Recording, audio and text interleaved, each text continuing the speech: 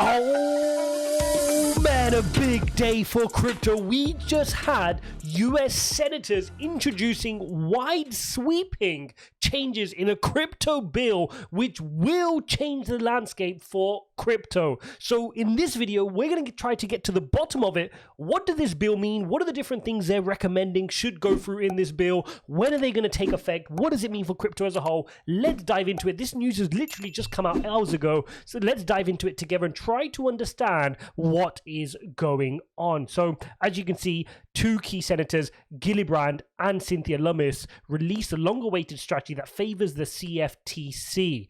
So we're going to flick through a few different aspects here. And the first thing we need to understand is let's look at who is representing us. And the reality is these two ladies here, one is Senator Lummis, one is Gillibrand. These two are the ones which are responsible for choosing our regulative framework in the US for cryptocurrency. So clearly we have a nice representative board of people to decide on the future of crypto regulation. But let's go through it. And look, just to give you my stance before we start delving into the various things we're going to find out here, I'm not anti-regulation. I think regulation done the right way, in a sensible, pragmatic way, could be really good for crypto. And I've said this for many, many months on this channel.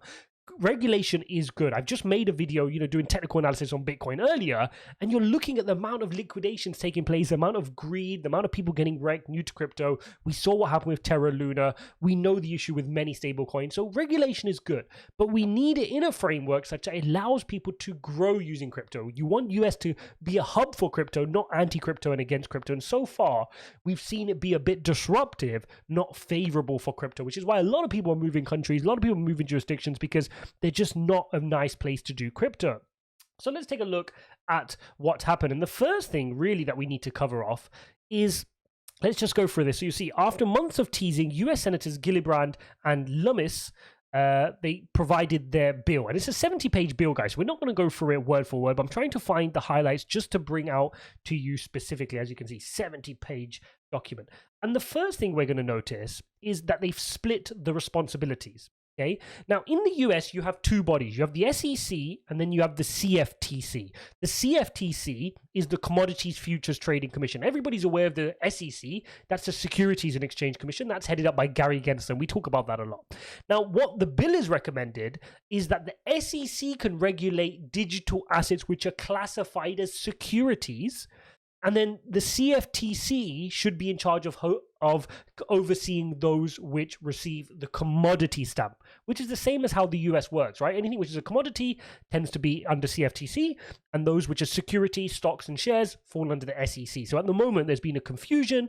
They're saying in this bill, you'll use the Howey test, which, by the way, guys, if you don't know what the Howey test is, have a quick Google. But that's the test which, when you check a token or a project against that Howey test, it will tell you whether it's deemed a security or a commodity, right? And that's the whole kind of debacle we're going for at the moment with XRP. You saw BNB is getting probed yesterday. We found that news out as well. So it's important that that's what they're going to continue to use. They're going to use the Howey test. And if it's deemed a security, it'll fall under SEC jurisdiction. And if it's deemed a commodity, it'll fall under the CFTC, okay? So that's really the first important bit to note.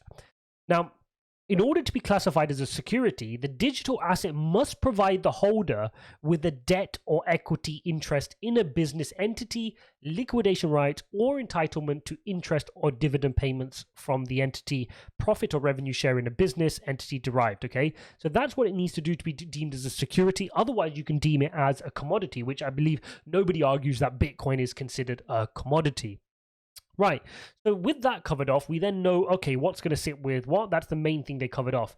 They then looked at energy, and Lummis and Gillibrand requires a study on the power consumption of digital assets. We know this was a hotly contested point, right, in 2021, because Tesla and Elon Musk came out and said, we were going to accept Bitcoin as payments, and then they U-turned based on energy fears and consumption fears. And so you can see this is one of the points in the bill. The study will seek to determine the best way to encourage innovation while ensuring these technologies work together with other areas of society to help the world move closer to climate goals through the deployment of more renewable energy sources and clean energy, as well as reducing energy waste. Okay, good. So they want to cover that off.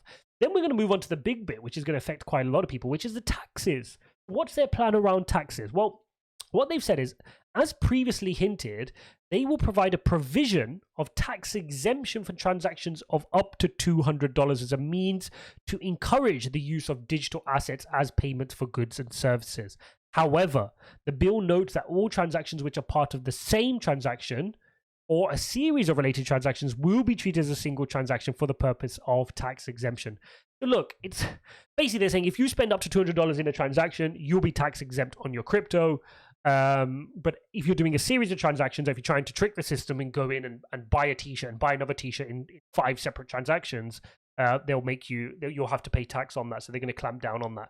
And look, it's a step in the right direction, but they're still far behind. I mean, on a week where Dubai has just announced that the major shopping malls in Dubai, they've partnered with Al Futtaim, who owns a lot of the major shopping centers in Dubai, the malls and hotels. They're accepting crypto payments through Binance Pay. I mean, you're just far behind, right? Like, we know that in other jurisdictions, in other countries, you can pay for cars, you can pay for holidays, you can pay for flights on Emirates Airlines in Dubai using crypto. It's a little bit of a step. $200 in this kind of inflationary environment is not going to get you far, right, in transactions. But fine, it's a step in the right place.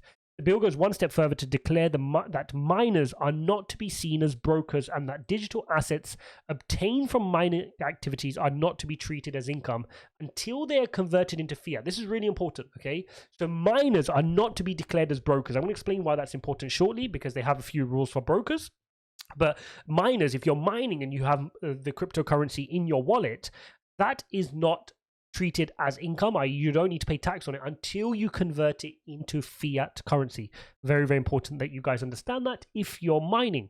Additionally, Lummis Gillibrand also specifies that digital asset lending agreements are not generally taxable events, similarly to securities lending transactions, and provisions that certain decentralized DAOs are business entities for tax purposes. However, this requires that the DAO be incorporated or organized under the laws of jurisdiction.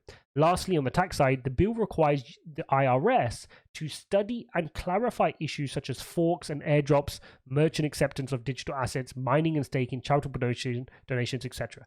So basically, they don't know what they're doing yet, right? So they've got a little bit of a plan that they want to tax, but they're going, okay, the IRS need to figure out what are they going to do for forks? What are they going to do for airdrops? What about, mining and staking? They need to figure that piece out. Okay, 401k, which I know is important for a lot of you US guys and girls. Lummis Gillibrand requires the Government Accountability Office to analyze the opportunity and risks associated with investing in digital assets with retirement accounts. GAO's findings are to be reported to Congress. Okay, so we're going to get an update on whether they think investing in digital assets is safe for your 401k. Consumer protections is the next category. In an attempt to enhance customer protections in the cryptocurrency markets, the bipartisan bill will require providers of digital assets to disclose information about their product, including source code, versioning, and the legal treatment of each digital assets. Okay, the bill also grants the right to a person to keep and control the digital assets they own. So this is around ownership, which is really, really important. So we're going to come on to that shortly. Now, in the other provisions, they've put that includes provisions on stablecoins, such as requiring issues to hold US dollars or dollar equivalents. Now, this is important, guys. We know with the whole Terra Luna saga, with UST not being backed, we know there's some fears around, is Tether USDT backed enough? This is saying that if you want to be operating in the US, you will need to, it'll be a requirement for you to hold US dollars and dollar equivalents to make it easy for anybody to redeem at any time. This is no different to what happens in fractional reserve banking, right? This is what happens when regulation comes in, because if you look at the banks in America, and the reason people are so comfortable leaving their money in banks have to hold a certain ratio of funds under the Basel Acts. So this is no different to what they're going to do in crypto. They're going to go down a similar path. Okay, let's keep digging to see what else we can find. So we spoke about this, the $200 worth of tax exemptions. Yep, we spoke about the Howey test. Good. Yep. Following the collapse of 60 billion Terra, the new bill also aims to establish core principles for banks and non-banks that issue stablecoins, digital tokens pegged to some external assets such as the US dollar. Notably, the law would require 100% reserve for stablecoin issuers. Okay, so it's not okay to be partially backed. And definitely not algorithmically backed like Luna. So this is saying if you want to operate, you need to be 100% reserved for stablecoins. Let's take a look. the time has come for the US Congress Act in a bipartisan manner to identify national policy and formulate a broad and balanced framework that is tailored to the unique features of the emerging Internet of Value. Okay, fine, nothing new there. As you can see here, Coinbase's head of US policy, Kara, called it meaningful legislation to create regulatory clarity for digital assets. So for companies like Coinbase, they've always been saying, look, just tell us what is the regulation so we can operate. Because at the moment, it's so mucky and cloudy. They're just saying, tell us what the regulation is, be clear with us so we can run our business. And so hopefully they're going to find that a little bit more welcome. I know, regulation is not good when initially you're like, oh, we've got restrictions, but when you have this framework, it brings more people into crypto over the long run, and it stops people from getting wrecked. And that's why regulation to a degree is good for crypto. Okay, let's skip past that, and I've got one more bit to kind of flock through because there's a few more updates we did want to cover off that we've missed. We've covered this off, right? So we've got the difference between the SEC and the CFTC. So that if it's a commodity, they want to put it under the CFTC. If it's deemed a security, it'll be under the jurisdiction of the SEC. Okay, so we've covered that off. Great. Okay, this was important. It also gives needed clarity in how to handle customer holdings after the recent furore over customers' token getting roped in with an exchange assets in the event the company goes bankrupt. Remember, after Coinbase released that, right? Coinbase said there could be a potential problem if we go bankrupt, then people won't get their coins. So they need to give some more guidance around what happens if a company goes bust. We know with banks, right? I know this is the case in the UK. You have insurance, right? The banks are insured up to a certain amount if you have deposits in an account. I know it's the same in the US. And so you have that FDIC insurance, and you can feel comfortable leaving your money. Are we going to get something similar with crypto exchanges where you're guaranteed up to say 200K on Coinbase? If they were to if they were to go bust, the government will step in. Are we going to get these regulations? These will be good for crypto. I know a lot of people who are very conservative who aren't entering crypto for these very reasons, right? If they could put 100, 200K in Coinbase knowing that it's backed by the government, they would. And that's more people who could come into crypto. The Lummis-Gillibrand effort also adopts language from the bill last year from Rep. Patrick Henry and others that sought to clarify the meaning of a crypto broker, especially hoping to protect wallet providers, software providers, and others from being snagged by certain tax reporting requirements. So remember, if you're a broker, they're going to have more tax reporting requirements for you. So they need to make sure they define what is a crypto broker, because otherwise people who are wallet providers or software developers or doing anything else in crypto could get affected and have to do all this bureaucracy when they're not actually a broker. The bill doesn't automatically set up the self-regulatory organization that many in the industry have lobbied for, but it calls for a study from the SEC and CFTC and a proposal for starting one. Crypto operations watched by the CFTC would, under this legislation, have to start paying fees. This is important, okay, guys? So the way the SEC makes their money is those that are under the jurisdiction of the SEC have to pay a fee. So if any crypto operations or projects get deemed as a commodity and they're under the CFTC, they would have to pay a fee for the upkeep of the CFTC to regulate them.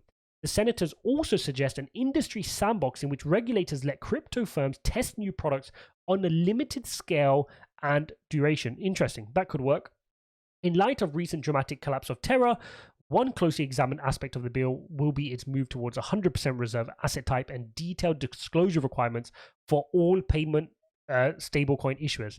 There would be a new framework for banks and credit unions to issue stablecoins, but issuers would have to become depository institutions. The lawmaker insists that existing stablecoin issuers and new entrants into the market have an adequate opportunity to compete with existing banks and credit unions. Well, let's see if they actually do allow a fair approach, because that's what we want. We just want crypto to be on a fair footing with traditional finance. Some of the beneficial regulation, we want that in place, but we want a fair shake, right? We want a fair shake so that people have the option of traditional finance and then the crypto world and opportunities of stablecoins as well. And then finally, the bill also requires certain disclosures to the SEC from companies raising funds through digital assets. Okay, so you're gonna have to disclose certain things if you're raising funds through digital asset sales. This is to stop all this whale activity, these pumps and dumps, these rug pulls. And again, whether you like it or not, this stuff is needed. There are bad actors out there. There are plenty of them that continue to spin up these tokens, create billions of coins and rug pull people who we need to be in the crypto community. We want new people to come in the crypto community, have a good experience, understand what the real crypto mission statement is, not to come in, run into a meme coin, get rug pulled on, and then think crypto is bad and have this negative impression for the next 2 years. That is not good for adoption. So there you have it, guys. There is a deep dive into what we've got so far in terms of this bill from Lummis and Gillibrand. Hopefully, hopefully this gets passed through soon. I mean, the reality is we need to understand that this is just a starting point. If I just come back to this for you guys to see, this is just a starting point, and we won't see anything before next year. And even then, it's going to be split into several pieces throughout 2023.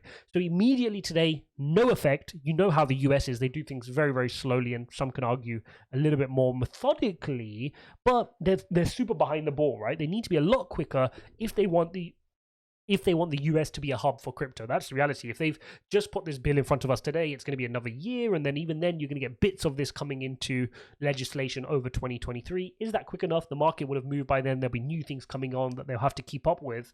And that's the challenge really for any people trying to regulate this space. But overall, you guys know my view. I'm pro-regulation. I want it done in a pragmatic way. If we can do that without kind of hindering on innovation and technological advancements, then the US will be a good place. I mean, ultimately, look, when Web 2.0 really took fire, the US proved that they were the best place, right? And they took advantage of that. And a lot of the world's biggest social media firms are built and headquartered in the US, right? And they're going to want to do the same for crypto, but they need to do so in a sustainable way. So we'll look out to see what impact this has on the markets, but it's really important that we all understand what they're trying to do. Hope you guys enjoyed this breakdown. Don't forget to smash up the like button and subscribe. I'm going to link up a few different videos for you guys to go watch, and I'll see you in